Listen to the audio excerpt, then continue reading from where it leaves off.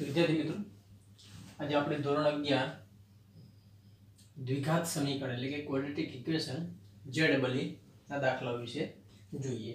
બરાબર છે. હવે વિદ્યાર્થી મિત્રો, ZEE ની અંદર દ્વિઘાત સમીકરણમાં 4 માર્ક્સનો એક પ્રશ્ન પૂછાય છે. એમાં ખાસ કરીને જે તમારી 9 અને 10 નું જે દ્વિઘાત સમીકરણ તમે ભણ્યા તેને અનુરૂપ પ્રશ્ન પૂછાતો હોય છે. તો ધોરણ 9 અને 10 ના સૂત્રો એટલે કે બે બીજનો સરવાળો અને બે બીજનો ગુણાકાર, ઉપરાંત બીજ વાસ્તવિક હોય, ડેલ્ટા ગ્રેટર ધેન 0 એટલે કે d લેસ ધેન 0 તો વાસ્તવિક બીજ ન મળે, અને d બરાબર 0 હોય તો મિત્રો આપણે કહેતા કે બે બીજ સમાન મળે. તો આ ગુણધર્મનો ઉપયોગ કરી અને આપણે થોડાક દાખલાઓ ગણીએ. આના પછીના જે વિડિયો લેક્ચર છે એમાં મિત્રો આપણે દ્વિઘાત સમીકરણની ZEE કે જે 10મા સિવાયના પણ ઘણા બધા ફોર્મ્યુલા દ્વિઘાત સમીકરણમાં આવે છે, દ્વિઘાત સમીકરણનો ગ્રાફ છે, એ આના પછીના વિડિયો લેક્ચરમાં આપણે જોઈશું મિત્રો. તો આજે આપણે જોઈએ પહેલું કે x² - p x+1 - q 0 ના બીજ આલ્ફા અને બીટા છે. ક્લિયર? એક દ્વિઘાત સમીકરણ આપેલું છે x² - p x+1 - q 0 ના બીજ આલ્ફા બીટા છે. તો આના બરાબર કિંમત મેળવો. ક્લિયર? હવે મિત્રો, જે દ્વિઘાત સમીકરણ આપણને આપેલું છે ને એને આપણે વ્યવસ્થિત લખીએ. એટલે આ બ્રેકેટ છોડીએ એટલે x², આ બ્રેકેટ છોડીએ એટલે -px અને +- p અને -q બરાબર 0. તો x² - px - p - q બરાબર 0. ક્લિયર? તો આ થયું આપણું ax² - +bx અને +c, જ્યાં a 1 થશે, b કેટલો થશે મિત્રો -p અને c થશે -p - q. હવે આપણે બે બીજનો સરવાળાનું સૂત્ર છે α + β = -b/a. તો આપણા સમીકરણમાં -b એટલે -p છે, એટલે માઈનસ માઈનસ પ્લસ, a એટલે 1 છે એટલે p થશે. બે બીજનો ગુણાકાર મિત્રો c/a. ક્લિયર છે? બે બીજનો ગુણાકારનું સૂત્ર શું છે તો કે c/a. c શું છે તો કે અચળ પદ છેદમાં x² નો સહગુણક. તો મિત્રો આપણા સમીકરણનું અચળ પદ છે -p - q છેદમાં a એટલે 1 છે, એટલે આ બીજનો ગુણાકાર અને સરવાળો મળ્યો. ક્લિયર હતું? હવે મિત્રો આપણે શું કરવાનું છે કે આની કિંમત મેળવવાની છે. બરાબર છે? તો એની કિંમત મેળવતા પહેલા આપણે એક રિઝલ્ટ મેળવી લઈએ કે બે બીજનો સરવાળો અને ગુણાકાર છે એને ઉમેરી દઈએ. એટલે α + β α * β, તો p - q થશે મિત્રો. એટલે કે આપણે સરવાળો કરીશું, α + β મને કેટલા મળ્યા હતા? p, અને α * β p - q, તો આ p જતા રહેશે. તો શું વધશે? α + β + α * β - q મળે. ક્લિયર? હવે શું કરીએ મિત્રો કે 1 2 અને 3 પદ અને જમણી બાજુ -q છે, બંને બાજુ એક 1 ઉમેરીએ. એટલે કે α + β + α β છે તેનાથી જ 1 ઉમેરીએ ડાબી બાજુ અને 1 ઉમેરીએ જમણી બાજુ. આ -q તો ઓલરેડી છે જ, તો બંને બાજુ 1 ઉમેરો. બંને બાજુ 1 ઉમેરશો તો પહેલું પદ છે ડાબી બાજુની α + 1 બને, પ્લસ આ બે પદ છે એમાંથી બીટા સામાન્ય લઈએ. શું લઈએ સામાન્ય? બીટા. બીટા સામાન્ય લઈએ તો બ્રેકેટમાં શું વધે મિત્રો? 1 + α = 1 - q. પાછું બંનેમાં 1 + α કોમન છે, આ પદ છે પ્લસ આ પદ છે, તો 1 + α બંનેમાંથી કોમન લઈએ તો આ સામાન્ય જશે તો ગુણાકારનો 1 વધશે પ્લસ બીટા = 1 - q. હવે મિત્રો આપણે સમીકરણ જે છે એમાં q - 1 જોઈશે, એટલે આપણે શું કરીએ? માઈનસ બંને બાજુ સામાન્ય લઈએ, એટલે આ બાજુ માઈનસ વડે ગુણીએ તો α + 1 β + 1 = 1 - q ની જગ્યાએ q - 1 થશે. આ મળ્યું આપણને આટલું રિઝલ્ટ. ક્લિયર? તો આ ઇમ્પોર્ટન્ટ સ્ટેપ છે. -α + 1 * β + 1 = q - 1. હવે મિત્રો જે મેળવવાનું છે એના પર જઈએ. તો મેળવવાનું છે આપણે α + 1 નો હોલ સ્ક્વેર. આપણને ખ્યાલ છે કે જે આપેલું છે α² + 2α + 1, એને શું લખાય? α + 1 નો હોલ સ્ક્વેર છેદમાં α² + 2α + q છે. છેદમાં છે α² + 2α + q છે, એટલે હું શું કરું? 1 ઉમેરીને બાદ કરી દઉં. શું કર્યું મેં? 1 ઉમેરીને બાદ કર્યો તો 3 પદ છે મિત્રો, એ શું બની ગયું? α + 1 નો હોલ સ્ક્વેર, અને પેલું વધ્યું q - 1. તો છેદમાં શું થયું? α + 1 નો હોલ સ્ક્વેર + q - 1. એ જ રીતે આમાં પણ β² + 2β છે, તો ત્યાં +1 કરી દો તો β + 1 નો હોલ સ્ક્વેર, અને -1 કરી દો તો q - 1. તો આ મને મળશે. હવે આ સ્ટેપ છે અહીંયા લખીએ તો α + 1 નો સ્ક્વેર તેનો તે જ, પણ છેદ છે મિત્રો, એ છેદની અંદર α + 1 નો સ્ક્વેર તો તેનો તે જ. બરાબર છે?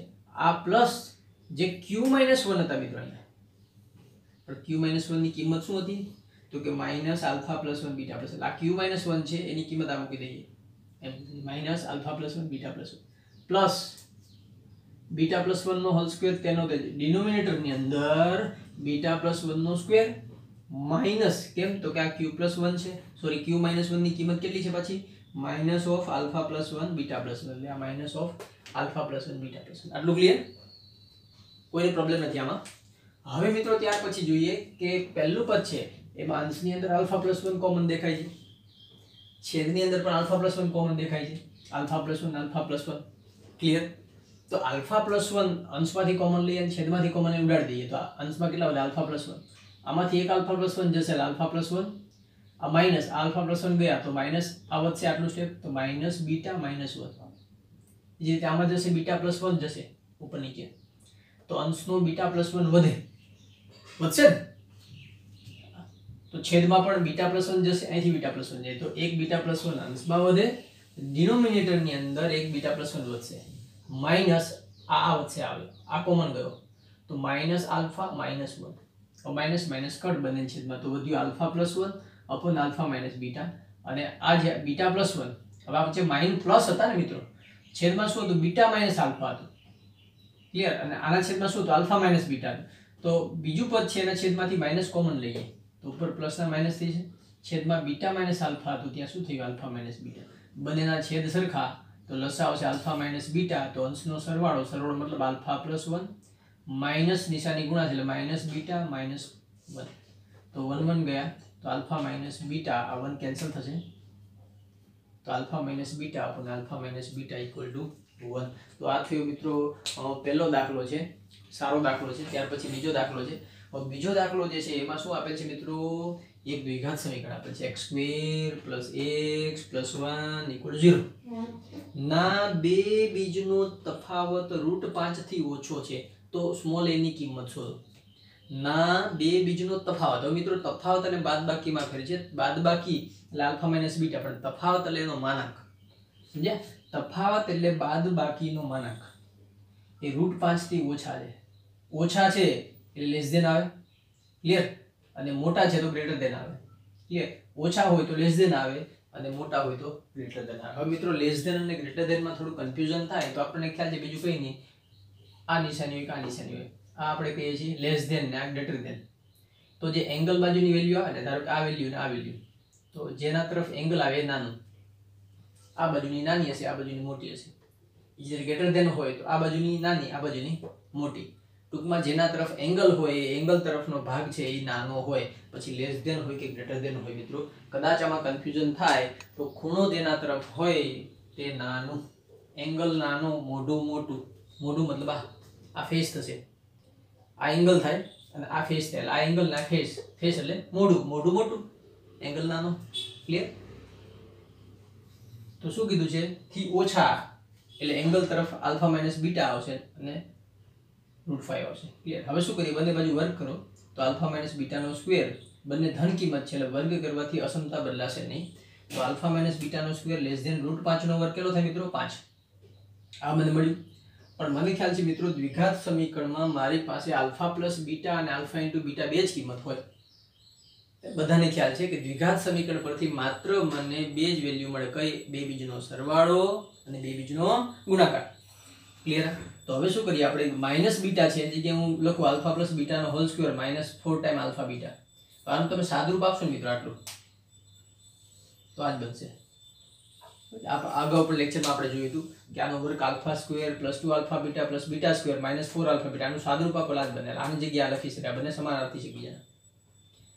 આ થયું લેસ ધેન 5. તો આલ્ફા પ્લસ બીટાની વેલ્યુ છે મિત્રો કેટલી મળી હતી? બે બીજનો સરવાળો -b અપોન -b એટલે x નો સહગુણક એટલે -a અપોન a લેખ, આલ્ફા ઇન્ટુ બીટા એટલે c અપોન a, c એક છે a એક છે. હવે આલ્ફા પ્લસ બીટાની કિંમત મૂકો તો શું આવ્યું? a² આલ્ફા પ્લસ બીટા એટલે h માઈનસ a નો વર્ગ એટલે a², -4 આલ્ફા ઇન્ટુ બીટા 1 મળી એટલે -4 લેસ ધેન 5. 4 છે એને રાઈટ સાઈડ લઈ જાઓ મિત્રો તો -4 છે એને જમણી બાજુ લઈ જાઓ તો એ +4 થઈ જાય, તો માઈનસ ને જમણી બાજુ લેવાથી નિશાની બદલાય, મેજિક થાય છે, માટે a² લેસ ધેન 9. બંને બાજુ વર્ગમૂળ લઈએ. હવે વર્ગમૂળ લઈએ ત્યારે આપણને ખ્યાલ છે મિત્રો કે યથેચ્છ અચળ a હોય x હોય અને લેસ ધેન હોય અને વર્ગમૂળ લઈએ તો માનાંક લખવાનો આપણને ખ્યાલ છે. તો મોડ a લેસ ધેન 3 આ માનાંક પહેલા ચેપ્ટરનો માનાંકનો જે વિડિયો છે મિત્રો એ ફરીથી જોઈ લેશો, એની અંદર આપેલું છે કે શા માટે વર્ગમૂળ લેવાથી માનાંક આવે છે તો મોડ a લેસ ધેન 3 તો -3 થી 3 ની વચ્ચે આવશે માનાંક છોડીએ તો આમ a belongs to open interval અથવા કે વિવૃત અંતરાલ -3 થી 3 આ થયું આપણી a ની કિંમત। ત્યાર પછી મિત્રો દાખલા નંબર 3 છે। હવે ત્રીજો દાખલો છે એમાં રકમ આપેલ છે 3x² પ્લસ 27 ગુણ્યા 3 ની 1/p ઘાત છે -15 આખો અચળ પદ છે ગુણ્યા x પ્લસ 4 = 0 ને સમાન બીજ હોય તો p શોધો।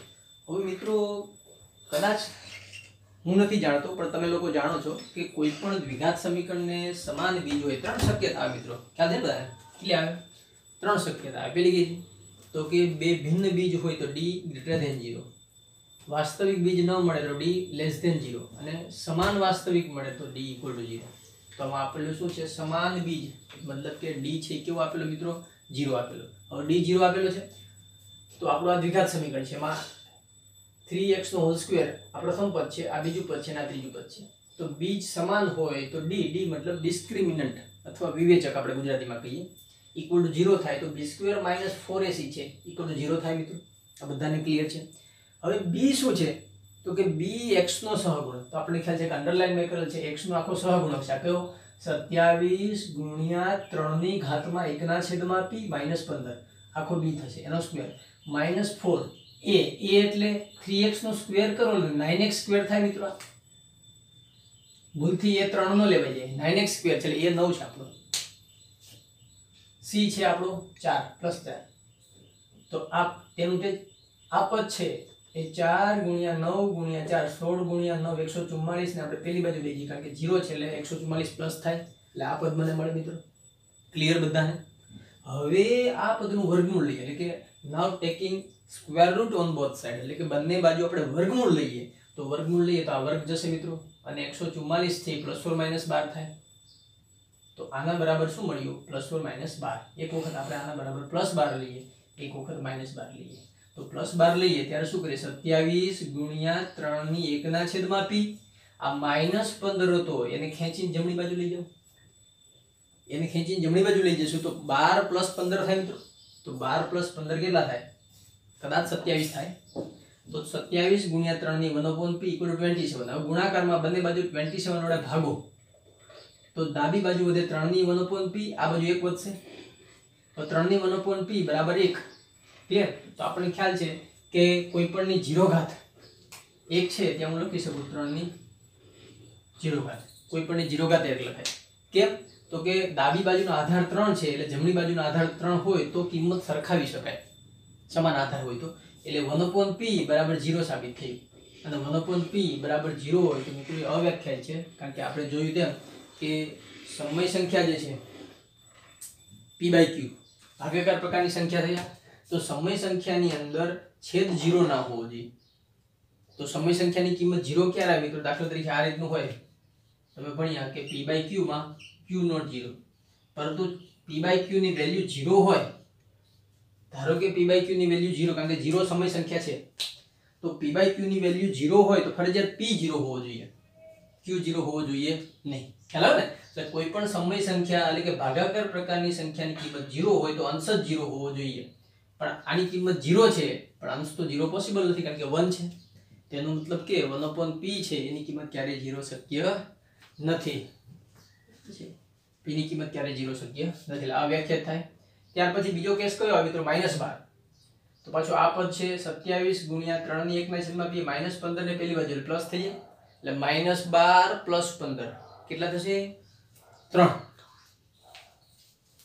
તો 27 વડે બંને બાજુ ભાગો તો 3 ની 1/p 3 ભાગ્યા 27 એટલે 1/9 1/9 છે ને 1/3 નો વર્ગ લખાય 9 ને એને ઉપર લઈ જઈએ છેદમાંથી તો ઘાત માઈનસ થાય તો શું મળ્યું 3 ની 1/p અને 3 ની -2 ઘાત ક્લિયર ને 1/9 હતું 9 તેરી 27 આ 9 ભાગ ચાલશે 1/9 વધ્યું તો 9 ને લખાય 3 નો વર્ગ પણ છેદમાંથી અંશમાં જાય તો ઘાત માઈનસ થાય મિત્રો આગળના લેક્ચરમાં મેં સમજાવ્યું હતું કે ઘાત માઈનસ કેમ થાય એ જ્યારે લોગ છે એ મેં થોડોક વિડિયો લેક્ચરમાં સમજાવેલું હતું કારણ કે આપણને ખ્યાલ છે કે છેદમાંથી અંશમાં પદ જાય કે અંશમાંથી કોઈ પણ પદ છેદમાં જાય તો એની ઘાતની નિશાની બદલાય તો મિત્રો કેમ બદલાય એ સાયન્સના સ્ટુડન્ટ તરીકે આપણને ખ્યાલ હોવો જોઈએ કોઈ સાબિતી માંગે તો આપણે આપી શકવા જોઈએ એટલે મેં જે લોગેરિધમ ચલાવ્યું હતું થોડું ઘણું એમાં આપેલું હતું કે ઘાત માઈનસ કેમ થાય મારા સ્તરે મને જણાવ્યું છે કે ઘાત માઇનસ થાય એટલે મારે સ્વીકારવાનું એવું નથી.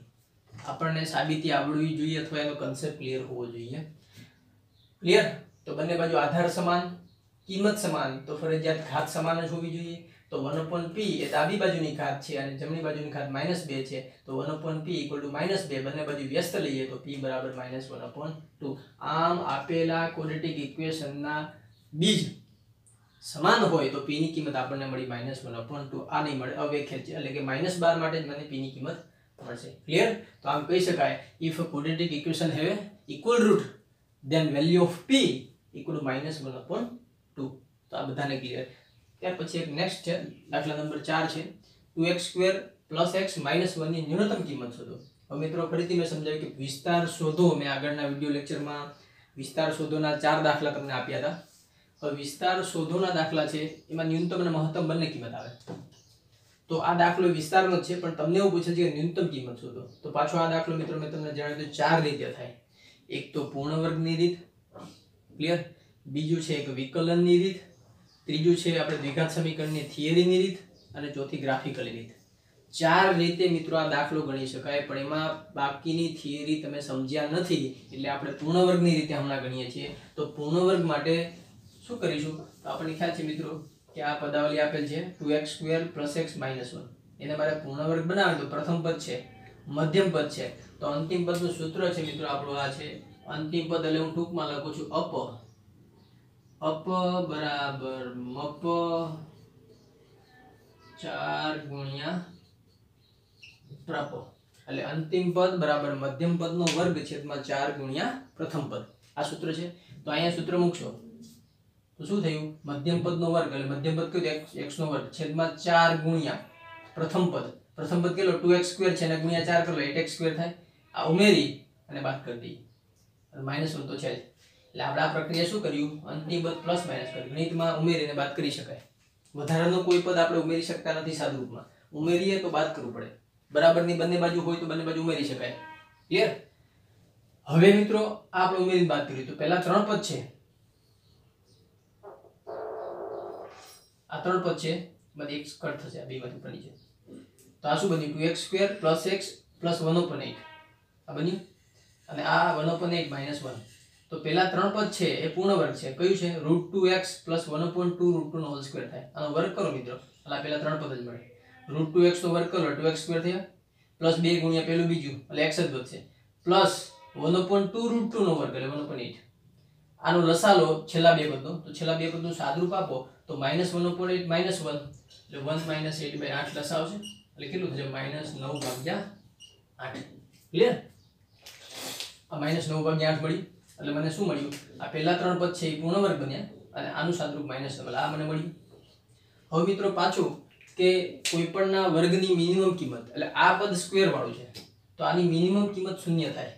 મેં કીધું તો અગાઉ કે કોઈપણના વર્ગની કિંમત ઓછામાં ઓછી 0 હોય. 0 થી ઓછી ક્યારેય કોઈના વર્ગની કિંમત ન હોય. કેમ? તો કે વર્ગ હંમેશા ધન હોય અથવા 0 હોય. કોઈનો વર્ગ ઋણ ના હોય. એટલે આની કિંમત છે એ ઓછામાં ઓછી કેટલી હોય? 0. જો ઓછામાં ઓછી કિંમત આ 0 હોય છતાં પણ આ કેટલું વધશે? તો કે પહેલાની કિંમત 0 હોય તો -9/8 વધે. એનો મતલબ એ થયો કે આખું જે આ પદ છે એની ઓછામાં ઓછી કિંમત મને કેટલી મળે? તો કે -9/8. એનાથી તો વધારે જ મળશે. કેમ? તો કે આની ઓછામાં ઓછી કિંમત 0 મળે. 0 થી ઓછું ક્યારે આ ન થાય. ક્લિયર? તો મને એટલો ખ્યાલ આવે કે હું 0 મૂકીશ તો 0 - 9/8, તો આખા પદની કિંમત ઓછામાં ઓછી -9/8. એટલે આપણે શું લખ્યું? > -9/8. એનો મતલબ એ થયો કે આ કિંમત છે એની નાની કિંમત આટલી થાય. આનાથી નાની કિંમત જશે નહીં. એટલે ત્યાં એંગલ આવશે. કેમ? તો કે 9/8 નાનામાં નાની છે, એનાથી નાની કિંમત આપેલી પદાવલીની મળશે નહીં. આમ સાબિત થયું કે ન્યૂનતમ કિંમત છે -9/8 થાય. ક્લિયર મિત્રો?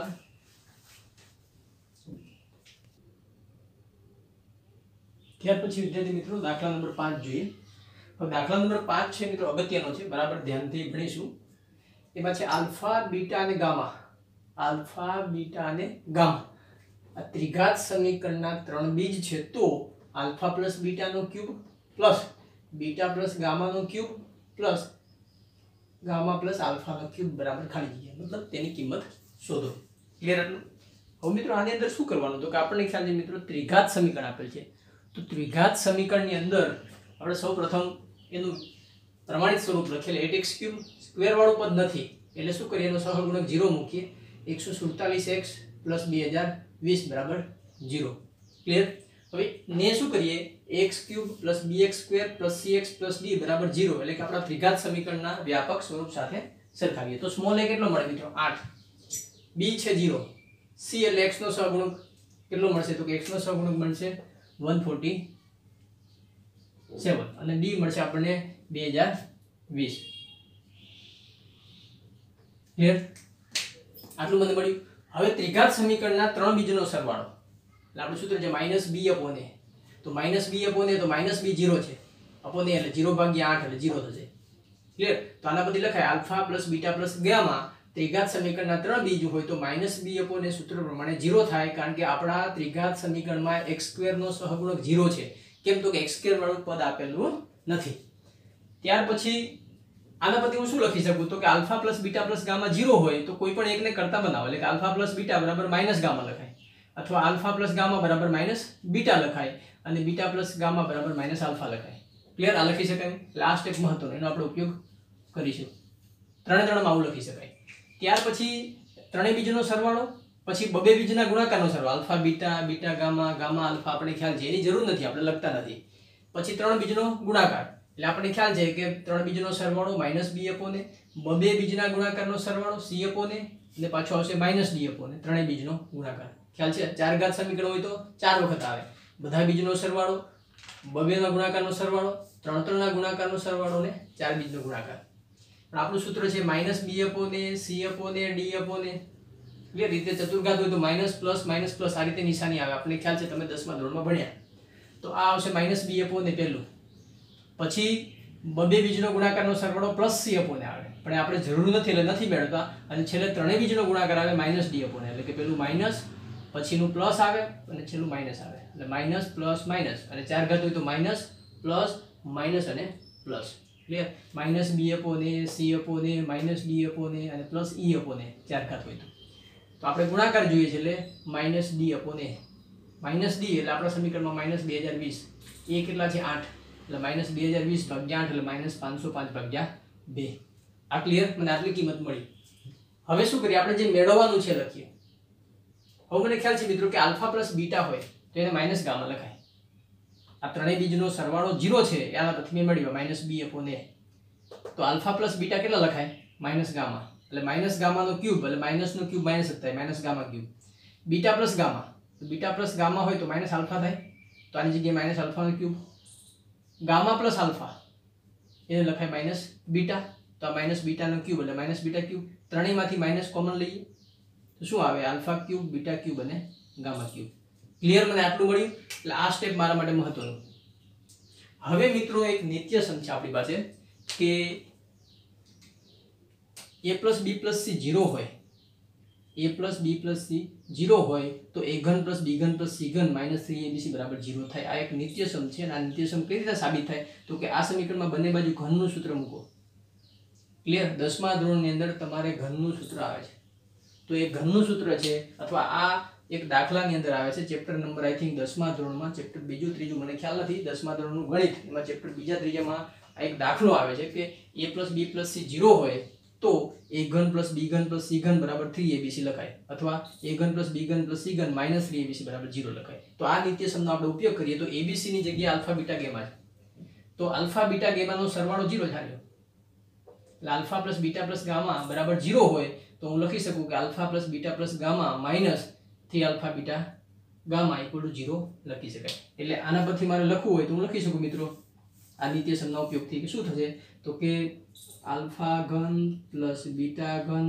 + ગામા ઘન = 3 આલ્ફા બીટા ગામા આ નિત્યસમનો ઉપયોગ કરી શકું કેમ તો કે આલ્ફા + બીટા + ગામા = 0 છે હવે હું શું લખી શકું કે આ ત્રણ પદ મળ્યા એની જગ્યાએ હું શું લખું 3 આલ્ફા બીટા ગામા બરાબર તો માઈનસ તો એના જ તો આ જે છે એની જગ્યાએ લખું 3 alpha beta gamma but alpha beta * gamma = -505/2 એમ કરી દઈએ તો માઈનસ માઈનસ પ્લસ 505 × 3 એટલે 1515/2 આ આપણો જવાબ આ તમારું 10મા ધોરણનું બીજા કે ત્રીજા ચેપ્ટરનું નિત્યસમ છે એનો ઉપયોગ આપણે કરીએ છીએ ત્યાર પછી છઠ્ઠો દાખલો છે મિત્રો તો છઠ્ઠા દાખલામાં બરાબર ધ્યાનથી સાંભળીશું બે દ્વિઘાત સમીકરણ આપેલા છે તમે જોઈ શકો છો પહેલું કયું આપી છે x² + 2x + 3 = 0 and second one ax² + bx + c = 0 બરાબર છે. we have two quadratic equation. એકમાં આપણને 1 2 3 આપેલા છે abc અને બીજામાં abc જ આપેલા છે ને એક બીજ સામાન્ય હોય એટલે કે આ બે દ્વિઘાત સમીકરણ છે એના બંનેના બબે બીજ મળે. દ્વિઘાત સમીકરણ હોય તો એને વધુમાં વધુ કેટલા બીજ મળે 2. આવું કોણે કીધું તો કે ગાઉસ આવતો તમારે ખ્યાલ છે બધાને ગોસ આવતો ગોસ કે જેના ટીચરે તેને પનિશમેન્ટ આપી હતી અને 101 પ્રાકૃતિક સંખ્યાનો એને 100 સુધીની પ્રાકૃતિક સંખ્યાનો સરવાળો કરવા આપ્યું હતું અને એનું સૂત્ર બનાવ્યું હતું n × n + 1/2 એટલે કે 100 × 101 ભાગ્યા 2 આ 100 સુધીની પ્રાકૃતિક સંખ્યાનો સરવાળાનું સૂત્ર એને ગોસે જે સાબિત કર્યું હતું તો એ ગોસ છે એને એવું કીધું છે કે કોઈ પણ ઘાતવાળું સમીકરણ હોય એટલે કે બે ઘાત વાળું સમીકરણ હોય તો એને બે બીજ મળવા જોઈએ વધુ વધુ. ત્રણ ઘાત વાળું હોય તો વધુ વધુ ત્રણ બીજ મળવા જોઈએ. તો આ બંનેને બબે બીજ મળે. ક્લિયર. હવે આપણે પહેલું દ્વિઘાત સમીકરણ છે તેના બીજ મેળવીએ 10માની રીતે. એટલે એનો સૌપ્રથમ d મેળવો b² - 4ac b² એટલે 4 - 4 a એટલે 1 અને c એટલે 3 એટલે 8 4 - 12 એટલે -8 થાય અને -8 ઋણ છે અને આપણે 10મા ધોરણમાં કહેતા કે કોઈ પણ દ્વિઘાત સમીકરણનો d ઋણ હોય તો વાસ્તવિક બીજ મળે નહીં. ક્લિયર. હવે વાસ્તવિક બીજ ન મળે 10મા સુધી પૂરતું થયું. હવે આપણે આગળ મેળવીએ 11મા ધોરણની અંદર ડેલ્ટા ઋણ હશે એટલે કે d ઋણ હશે તો પણ બીજ મળશે. કઈ રીતે? આ x આપણું સૂત્ર તેનું તે બીજનું x - b ± √d/2a -b એટલે -2 ± √d એટલે -8/2 છેદમાં 2a 1 2 થયા. હવે -8 છે તો મેં આગળના લેક્ચરમાં જણાવ્યું હતું કે -1 છે તેને i² લખાય મિત્રો. મેં અગાઉ જણાવ્યું હતું તો i² × 8 i² ને 12 લખીએ તો i √8 થાય ± તો આ -1 છે એની જગ્યાએ i² લખું ને i² ને વર્ગમૂળની 12 લખું તો i થાય. એટલે આ શું થયું -2 ± i × √8/2. ક્લિયર. આને કહેવાય કોમ્પ્લેક્સ રૂટ. વાસ્તવિક સંખ્યા ન મળે વાસ્તવિક સંખ્યા પછીનો એક ગણ આવે કોમ્પ્લેક્સ નંબર. રિયલ નંબર છે એની જગ્યાએ નવો એક ગણ આવશે complex number COMPLEX. Complex number એટલે સંકર સંખ્યા ગણ. આપણે ધોરણ 11માં 5મું ચેપ્ટર ભણીશું કે જ્યારે કોઈ પણ દ્વિઘાત સમીકરણનો d છે ઋણ હોય તો પણ બીજ મળે એને કહેવાય અવાસ્તવિક બીજ અને અવાસ્તવિક બીજ એટલે કોમ્પ્લેક્સ નંબર આવશે. ક્લિયર મિત્રો. તો આ બે બીજ મળ્યા તો x = -2 + i √8/2 ± ને 2 ભાગ કરીએ માઈનસ. તો હવે ધ્યાન રાખવાનું છે કે આપણે અગાઉ પણ કીધેલું હતું કે જ્યારે કોઈ પણ દ્વિઘાત સમીકરણનું દાખલા તરીકે એક બીજ આવવું હોય 1 - √2 તો બીજું બીજ 1 + √2 જ મળે એની અનુબંધ મળે. આપણે જે 9મા ધોરણમાં ભણતા ને છેદનું સમયીકરણ તો છેદના સમયીકરણમાં શું કરતા તો કે છેદમાં 1 + √2 હોય તો ઉપર નીચે 1 હોય તો 1 + વડે ગુણતા અને 1 + હોય તો ઉપર નીચે 1 - વડે ગુણતા. તો એના જેવું જ છે કે જ્યારે કોઈ પણ દ્વિઘાત સમીકરણને અવાસ્તવિક બીજ મળે તો એ બંને બીજ છે એ એકબીજાના સમયીકરણ હોય મતલબ એકબીજાના અનુબંધ કહેવાય ને. દાખલા તરીકે 1 - √2 અને 1 + √2 1 + √3 અને 1 - √3 આને એકબીજાના અનુબંધ કહેવાય જે આપણે સમયીકરણમાં ઉપર નીચે ગુણતા એના જેવું. એટલે કે એક બીજ -2 + i √8 હોય તો બીજું બીજ -2 - i √8 હોય. અનુબંધ હોય એકબીજાના. બે બીજ સરખા હોય. ધારો કે કોઈ પણ દ્વિઘાત સમીકરણનું એક બીજ આવું હોય ને તો બીજું બીજ લખી દેવાનું બીટા આટલું જ હોય.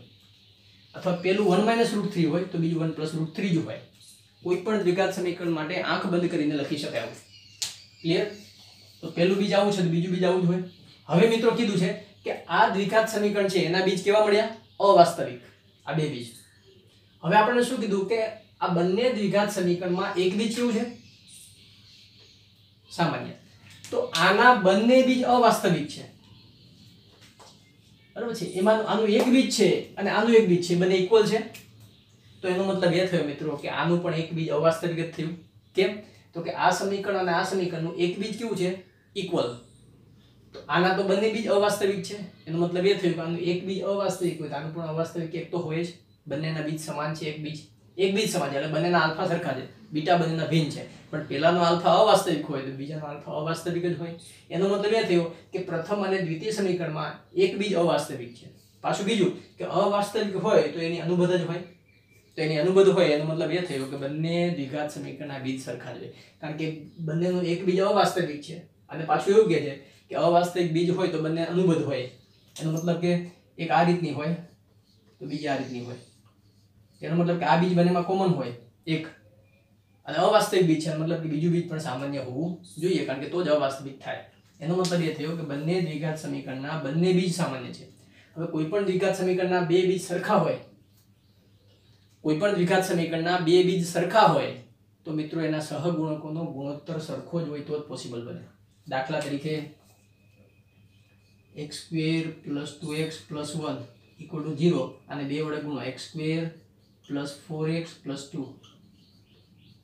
આ બે દ્વિઘાત સમીકરણ મળ્યા, આના બંને બીજ સરખા થાય. જોઈ લો, આના બીજ મેળવો, આના બીજ મેળવો, બે સરખું જ થશે અને બંને સરખું હોય તેના સહગુણકોનો ગુણોત્તર એટલે કે 1/2 = 2/4 = 1/2.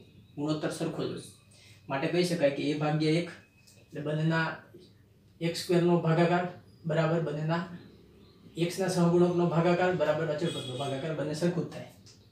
માટે લખી શકાય કે a b c બરાબર 1/2/3. ક્લિયર? તો આમ મળ્યું બંનેના સહગુણકો એટલે કે પ્રથમના સહગુણકો અને બીજાના સહગુણકોનો ગુણોત્તર સરખો હોય હંમેશા. બરાબર છે. આનો a અને આનો a બરાબર આનો b ભાગ્યા આનો b અને બરાબર આનો c ભાગ્યા આનો c. માટે લખી શકાય કે a/1 b/2 અને c/3 આ સરખું હોય તો આના પરથી મિત્રો હું આવું લખી શકું a b c બરાબર 1/2/3. આનું આજ રાખશો તોય ચાલશે.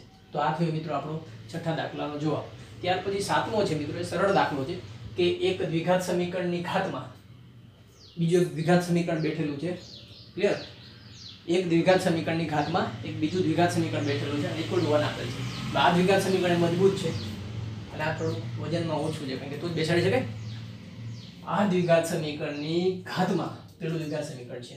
હવે મિત્રો આપણને ખ્યાલ છે કે કોઈપણની ઘાત એ 1 ક્યારે હોય? તો આપણને ખ્યાલ છે કે કોઈપણની 0 ઘાત, આ દાખલા તરીકે હોય, મને ખબર છે કોઈપણની 0 ઘાત 1 થાય. ક્લિયર? આની મેં સાબિતી અગાઉના લેક્ચરમાં ક્યારેક આપેલી છે. કોઈપણની 0 ઘાત 1 શા માટે થાય એની પણ સાબિતી મિત્રો. કોઈપણની 0 ઘાત 1 થાય એવું સ્વીકારી નથી લેવાનું, એની પ્રૂફ છે. તો કોઈપણની 0 ઘાત 1 છે, બરાબર છે, તેનો મતલબ એ થયો કે કોઈપણની 0 ઘાત 1 થાય જ. તેનો મતલબ એ થયો કે આને હું 0 લઈ શકું. કેમ? તો આને 0 મૂકું તો આ પદાવલીની 0 ઘાત બરાબર 1 લખાય. કારણ કે આપણું ગણિત એવું કહે છે કે કોઈપણની 0 ઘાત 1 જ થાય હંમેશા. શા માટે થાય એની સાબિતી આપી હતી અને હવે પછી ક્યારેક અત્યારે બોર્ડમાં જગ્યા નથી, પછીના લેક્ચરમાં એની સાબિતી આપી દઈશું, કદાચ ભૂલાઈ ગઈ હોય તો. એનો મતલબ એ થયો કે ઘાત 0 લઈ શકાય. એની 0 ઘાત બરાબર 1 અથવા 1 ની કોઈ પણ ઘાત પણ 1 થાય. એનો મતલબ એ થયો કે ઘાત 0 હોય તો પણ જવાબ 1 મળે અને આધાર 1 હોય તો પણ જવાબ 1 મળે. તો આની બે શક્યતા આવી કે ઘાત 0 પણ લઈ શકાય અને આધાર 1 પણ લઈ શકાય. તો ઘાત છે એને 0 લઈએ અથવા આધાર જે છે એને 0 લઈએ, 1 લઈએ, સોરી ઘાત 0 લઈએ, આધાર 1 લઈએ. ક્લિયર? 1 પણ લઈ શકાય અને ઘાત 0 પણ લઈ શકાય. માટે પહેલું છે એમાં આધાર 1 લીધો અને ઘાત 0 લીધો. તો ઘાત 0 લઈએ તો એના અવયવ પડે x² + 4x - 60 - 60. તો 60 એટલે 10 × 6 તો +10 અને -6 બે અવયવ પડ્યા. અથવા આજે આપણે આધાર 1 લીધો, એમાં શું છે તો કે 5 અને એક આ બાજુ આવશે તો 5 ઓછા 1 એટલે 4 થયા, 4 × 1 = 4. આના બે અવયવ પડ્યા. આના બે અવયવ બરાબર 0 લેશો તો x6 અને -10, આમાં x4 અને 1 મળે. આમ x ની કેટલી વેલ્યુ મળી? 4. કઈ? -10 1 4 6 એનો સરવાળો કરો, કારણ કે આપણને માંગેલું છે કે નું સમાધાન કરે તેવી x ની કિંમતોનો સરવાળો, મતલબ આ સમીકરણની મદદથી x ની પોસિબલ વેલ્યુ છે એનો સમ કરવાનો છે. બરાબર છે? Find the sum of possible value of x for this equation. એટલે કે આ સમીકરણનું સમાધાન કરે તેવા x ની કિંમતોનો સરવાળો. we have a four value of x -10 1 4 and 6, then summation of these four value equal to 1. અચ્છા, then possible સમ કેટલો મળશે મને? 1 મળશે. આટલું ક્લિયર મિત્રો? તો આ થયો દાખલા નંબર 7.